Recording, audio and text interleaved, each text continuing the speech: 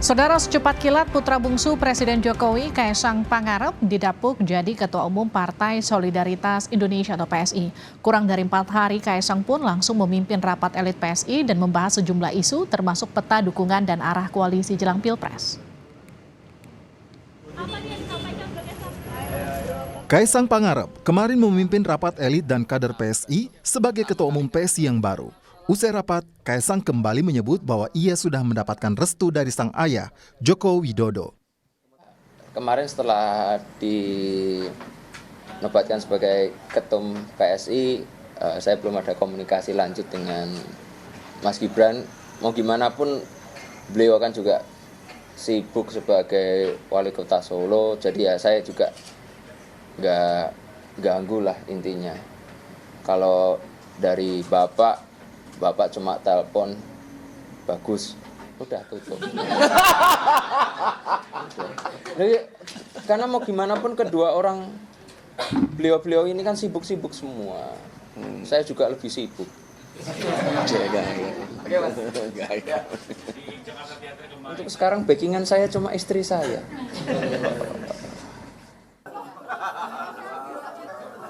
Selain mendapat restu, Kaisang juga menyebut bahwa ia dan jajaran pengurus PSI akan sowan ke Jokowi sebagai presiden. Meskipun itu bisa dilakukan lewat jalur belakang, tetapi secara formal, Kaisang menyebut ia perlu mendapat masukan dan arahan dari Jokowi. Nah, itu sebagai ketum ya. Ya soalnya kalau saya lewat jalur belakang juga bisa, kan? Apa? Yang jalur resmi ya, jalur resmi. Kita kirim surat dulu nanti, Mas. Iya, ya. Surat. Bantu ya Pak Wamen. Iya. Iya, di sini saya kirim surat permohonan audiensi ke Pak Presiden. Tanda tangan Kaisang Pangarep. Mudah-mudahan dijawab oleh Bapak. Iya. Oke. Tapi tetap kami akan berencana untuk sowan dengan beliau bersama teman-teman PSI dengan semua pengurus untuk ya kita minta inilah wejangan aja. Ojo ke susu lagi. Masa ojo ke susu terus. Oke ya, cukup ya. Terima kasih.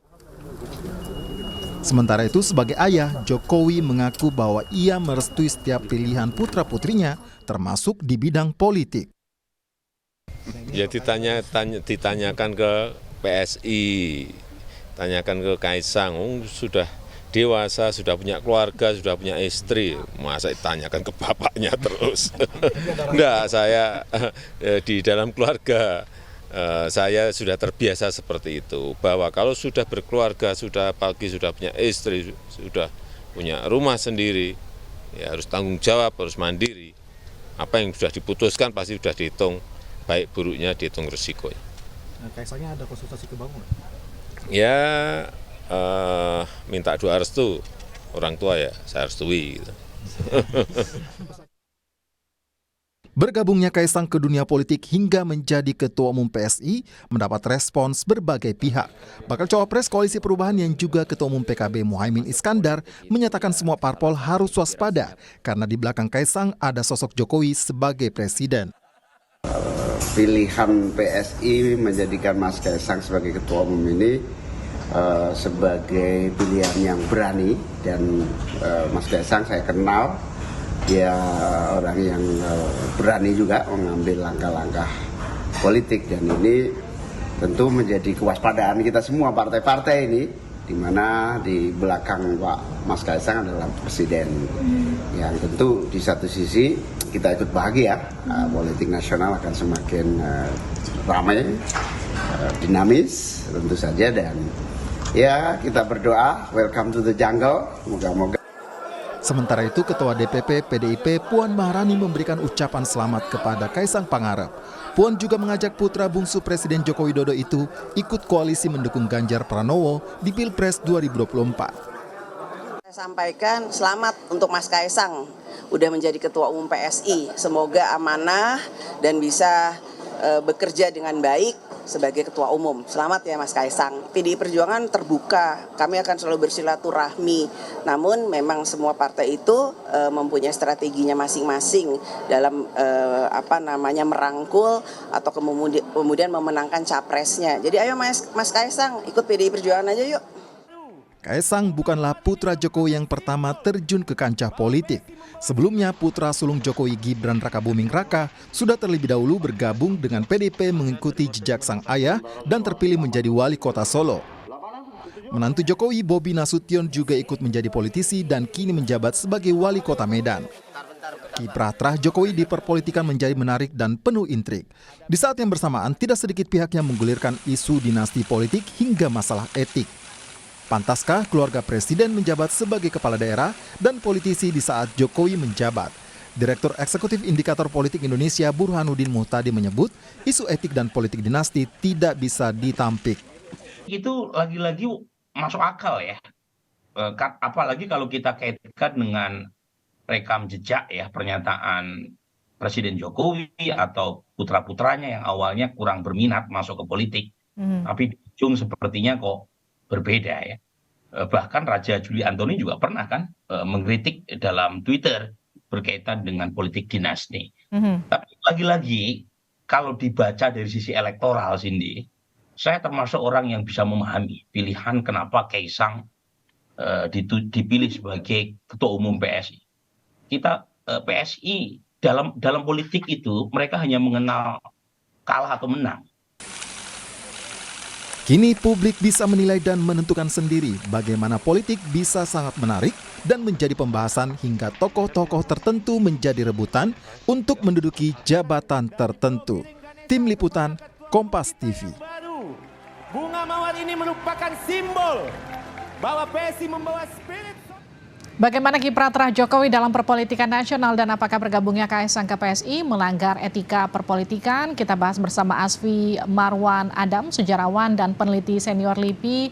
Pak Asfi, selamat malam. Selamat malam, Mbak Livi. Oke, kita juga akan sapa Pak Nyarwi Ahmad, pakar politik UGM. Pak Nyarwi, selamat malam. Selamat malam, Livi. Malam, Pak Asfi. Saya ke Pak Asfi dulu. Jadi Pak Asfi, kalau Anda melihat penempatan Kaisang sebagai ketum parpol melanggar etika atau murni politis? Saya lebih melihatnya itu bukan persoalan etika, tapi persoalan melanggar hukum atau tidak. Nah, ini tidak melanggar hukum gitu. Jadi karena sejak awal reformasi itu karena mengingat pada masa lalu, pada masa Orde Baru ketika putra-putri presiden itu menduduki jabatan politik dan juga menguasai banyak bisnis, maka terpikirkan ketika itu untuk bagaimana menghindarkan itu. Maka dibuatlah TAP MPR dan juga undang-undang tentang penyelenggaraan negara yang bersih dari KKN, korupsi, kolusi, dan nepotisme. Jadi yang ditentang itu nepotisme, tetapi sekali lagi di dalam undang-undang mengenai penyelenggaraan negara yang bersih dari korupsi, korupsi, nepotisme itu diartikan bahwa nepotisme itu adalah suatu kebijakan penyelenggara negara yang menguntungkan keluarganya, tetapi dilakukan secara melanggar hukum. Jadi tidak cukup ya menguntungkan keluarga saja, tapi melanggar hukum. Kalau tidak melanggar hukum itu boleh-boleh saja gitu. Nah, persoalannya sekarang dengan putra presiden menjadi ketua partai, apakah itu melanggar hukum? Ternyata juga tidak. Dan apakah melanggar juga aturan partai? Ditegaskan lagi bahwa Kaisang itu bukan keluarga inti dari Jokowi lagi gitu. Jadi oleh sebab itu dia bebas saja misalnya Jokowi dan anaknya yang satu lagi menjadi anggota partai PDIP misalnya, sedangkan putra yang lain berada pada posisi yang berbeda gitu. Tapi menempatkan kemudian Kaisang sebagai ketua umum di tengah bapaknya yang masih menjabat sebagai presiden, menurut Anda ini hal yang biasa? Ini justru satu hal yang luar biasa gitu. Suatu peluang yang ditangkap oleh PSI dan juga oleh Kaisang sendiri untuk memimpin sebuah partai yang berlabel anak muda. Saya bisa membayangkan ya partai ini, kalau kita bayangkan ya tahun 55 gitu, ketika ada partai yang kecil yang tidak diduga, yang bisa menjadi partai keempat, yaitu PKI. jangan-jangan juga PSI ini bisa juga menjadi partai nomor 4 kalau ini dikelola dengan baik ya. Saya ke Pak Nyarwi. Pak Nyarwi, kalau Anda melihat penempatan Kaisang sebagai Ketua Umum PSI, kemudian masih ada Gibran di PDIP dan Pak Jokowi di PDIP, ini bentuk politik dua kaki seorang Jokowi? Ya, kalau dikatakan politik dua kaki, ya itu tentu kan by design ya, Livi. Nah, kalau itu tentu dari beberapa pernyataan Pak Jokowi tadi kan kita simak, Pak Jokowi sifatnya baru memberi restu kan gitu ke anak kan gitu. Kita tidak bisa melihat evidence secara langsung istilahnya bahwa itu desain politik keluarga Jokowi atau Pak Jokowi sendiri kan gitu. Nah, tetapi kan yang tidak bisa kita hindarkan ya, Livi, itu kan kesan ya. Kesan bukan hanya pesan, tapi kesan yang muncul di benak publik gitu ya. Tafsir-tafsir yang berkembang di benak publik yang tentu saja namanya publik bisa berpikir macam. Termasuk misalnya, ada dua, misalnya dengan ekspresi simbolik tadi, politik simbolik ya. Keluarga Pak Jokowi tidak hanya di PDIP, ya, tetapi juga bahkan ada yang menjadi ketua umum PSI. Nah, berarti kan akar politik Jokowi ini kan makin berkembang kan gitu. Nah, ya, karena dikaitkan dengan keluarga, kemudian orang kan bisa aja pikir, wah ini politik dinasti kan gitu. Kita tahu dinasti politik itu bisa berkembang dengan berbagai cara. Terlepas tadi yang tadi disampaikan diskusinya oleh Pak Asfi Farmanadam ya, apakah etik, legal atau enggak. Terlepas dari itu bahwa fenomena dinasti politik itu makin mengemuka, kita lihat sebenarnya ini bukan barang lama juga, Livi ya. Kita melihat banyak kok kalau kita cek di arena pileg itu juga banyak sebenarnya relasi-relasi keluarga yang di sana juga indikasi dinasti politiknya banyak sekali kan gitu. Baik di dalam satu partai maupun di lintas partai kan gitu. Ada ikatan-ikatan keluarga seberapa jauh, tentu ada yang bahkan keluarga inti, ada juga tidak hanya keluarga inti di situ. Tetapi karena ini gitu ya, aktor politik Pak Jokowi ini kan politisi top nomor 1 ya, dengan sebagai presiden, kepala negara, melawan pemerintahan, bahkan tingkat approval rating atau dukungan publik dalam pemerintahannya sampai hari ini masih tinggi 80% gitu ya, lebih lah bisa juga gitu, ada yang terlebih, itu yang menjadikan perhatian gitu loh. Ini menjadi concern banyak orang kan gitu. Karena apa? Biasanya di sejumlah literatur dinasti politik itu kan menyebutkan bahwa dinasti politik itu punya kelebihan, salah satunya apa? Playing field atau tempat bermain dalam arena, termasuk arena politik, itu anggota-anggota dinasti politik baik langsung tidak langsung itu biasanya punya privilege gitu loh, punya keistimewaan. Yang ini tidak semuanya bisa dinikmati orang lain. Karena itu kadangkala kan dinasti politik itu seringkali kalau dalam, meskipun itu juga lahir dalam pemilu sistem demokrasi, ya ketika dia punya resources yang banyak, kemudian bisa mengelola kekuasaan secara baik, maka dinasti politik akan terus melahirkan dinasti politik berikutnya, baik di level nasional maupun lokal kan gitu. Kalau kita bicara soal politik dinasti di kasus Kaisang ini, kemudian bisa nggak ditafsirkan apa yang terjadi pada Kaisang ini adalah perpanjangan tangan seorang Jokowi? Ya, secara simbolik publik bisa aja melihat seperti itu kan gitu. Paling enggak kan sudah minta restu dan bisa direstui Pak Jokowi kan gitu. Bukan punya bentuk dukungan loh ya. Tadi kan juga Pak Jokowi menyatakan itu. Baik dalam kapasitasnya sebagai orang tua kan gitu kan. Nah, itu memberikan restu karena sudah berkeluarga sendiri kan gitu. Nah, ini sebenarnya tidak hanya berlaku pada Pak Jokowi sebenarnya. Di banyak yang lain kita juga bisa melihat, misalnya di keluarga besar NU itu kan ada itu biasa di partai A, partai B, partai C. Nah itu juga kemudian melihatnya juga orang dinasti politik. Cuma karena tidak menempati posisi jabatan politik yang apa istilahnya luar biasa dalam posisi yang strategis seperti Pak Jokowi, kemudian tidak menjadi sorotan. Nah sebenarnya kan ini yang kemudian orang kan kemudian muncul spekulasi-spekulasi kan gitu, Livi. Dengan potensial resources, tadi kayak misalnya contoh Cak Imin tadi, Gus Muhaimin. Ya kan misalnya bahkan sampai menyampaikan statement kan, harus hati-hati nih karena apa di belakang Kaisang Pak Jokowi kan gitu. Nah, itu kan kemudian berpikirnya sebenarnya bukan resources yang sifatnya katakanlah non tangible tapi intangible yang tidak tampak, yang itu peluang-peluang itu kemungkinan saja kan secara simbolik itu bisa bermanfaat tidak hanya ke Kaisang tapi juga ke PSI, nah, kan gitu. Yang saya kira wajar gitu loh. Ini memunculkan semacam spekulasi ya, baik di kalangan para politisi, pemimpin partai politik yang lain gitu, maupun publik secara umum kan gitu. Tapi ini negara demokrasi ya seperti itu. Jadi sebenarnya Anda mau menjelaskan bahwa penempatan Kaisang sebagai Ketua Umum PSI ini adalah upaya PSI untuk menyedot elektoral dari suara-suara Jokowi? Tidak hanya itu juga, tetapi juga secara simbolik menjadi sumber daya pengaruhnya gitu ya, itu juga bisa makin meluas. Jadi PSI bisa naik kelas nih kan gitu. Yang dari partai non parlemen bisa aja tadi ada yang misalnya tadi Pak Asfi Farmanada mengelokkan pemilu 55 gitu, yang tiba-tiba dikejutkan muncul partai keempat namanya PKI kan. Nah di sini saya kira ada kemungkinan lah semua terbuka. Nah yang terancam siapa kan gitu? Ya partai-partai yang apa namanya yang parliamentary threshold itu batasnya tipis, yang sampai beberapa data survei itu masih banyak yang seperti itu kan gitu. Kalau Anda bilang, saya ke Pak Asfi deh. Kalau Pak Nyarwi bilang PSI naik kelas dengan menempatkan Kaisang sebagai Ketua Umum, bisa nggak ditafsirkan artinya sebetulnya ini juga buat Pak Jokowi juga win-win solution begitu?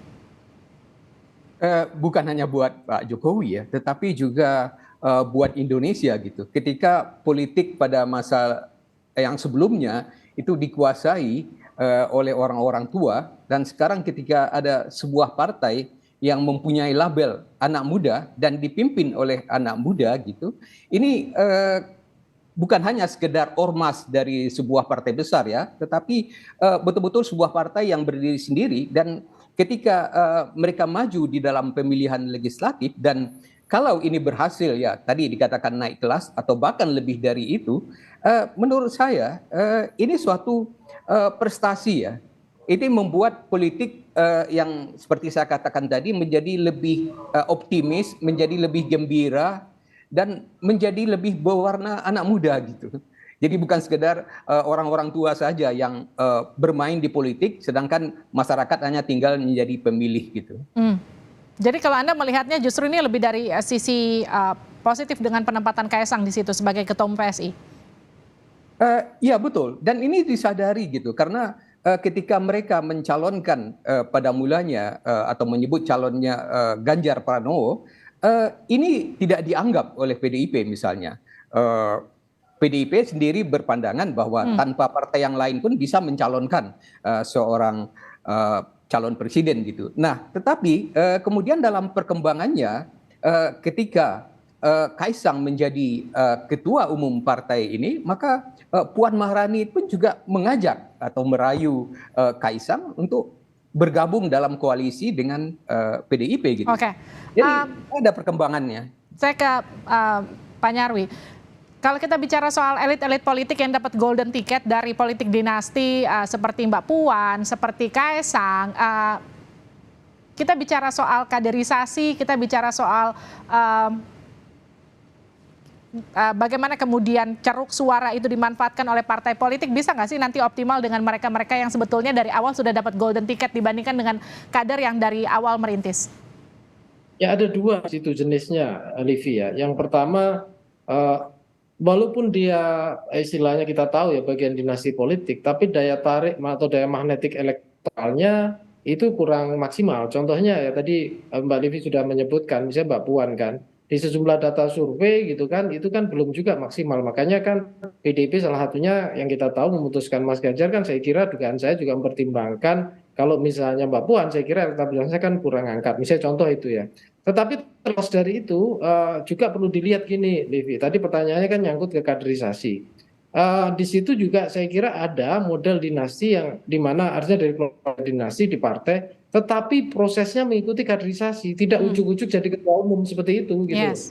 Itu juga bisa kita temukan di banyak partai, salah satunya PDIP. Mbak Puan itu kan bukan ketua umum kan gitu, salah satu ketua kan gitu. Jadi ini PSI memang cukup revolusioner dengan menempatkan Kaisang sebagai ketua umum. Nah, pertanyaannya tadi spekulasi yang atau asumsi yang bisa muncul tadi yang disampaikan Pak Asfi Farmanada tadi, apakah dengan cara ini justru menunjukkan demokratisasi yang luar biasa ya PSI sehingga siapa saja bisa menjadi ketua umum atau dapat diangkat naik kelas atau diwisuda bahasanya saya pernah dengar sebagai ketua umum gitu di PSI, dan itu juga bisa berganti-ganti katanya begitu. Nah, apakah dengan cara itu? Sisi lain juga apakah nantinya juga berkah elektoral atau manfaat jaringan atau pengaruh elektoral dari misalnya Kaisang secara personal atau bahkan PSI nanti diasosiasikan dengan Pak Jokowi untuk menarik pengaruh ya approval rating Jokowi itu 80-an%, Oke. sekian persen misalnya sampai sekian persennya bisa didapat gitu, itu kan luar biasa. Karena partai-partai yang lain gitu, bahkan sekelas PDIP gitu, kita tahu dalam berbagai pemilu kan rata-ratanya berkisar di angka 22, 23 sekian gitu. Jadi ini eksperimen juga saya lihat, Livi, yang kita bisa pengen lihat juga kira-kira ke arah mana itu ujungnya kan. Ya, eksperimen ini nanti akan terlihat setelah sejumlah lembaga survei merilis hasil survei partai politik sebelum pemilu nanti. Apakah kemudian penempatan Kaisang sebagai ketua umum ini mampu mengangkat hasil survei dari PSI, nanti kita akan lihat. Terima kasih Pak Nyarwi, terima kasih Pak Asfi sudah bergabung di Sapa Indonesia Malam, sehat-sehat selalu.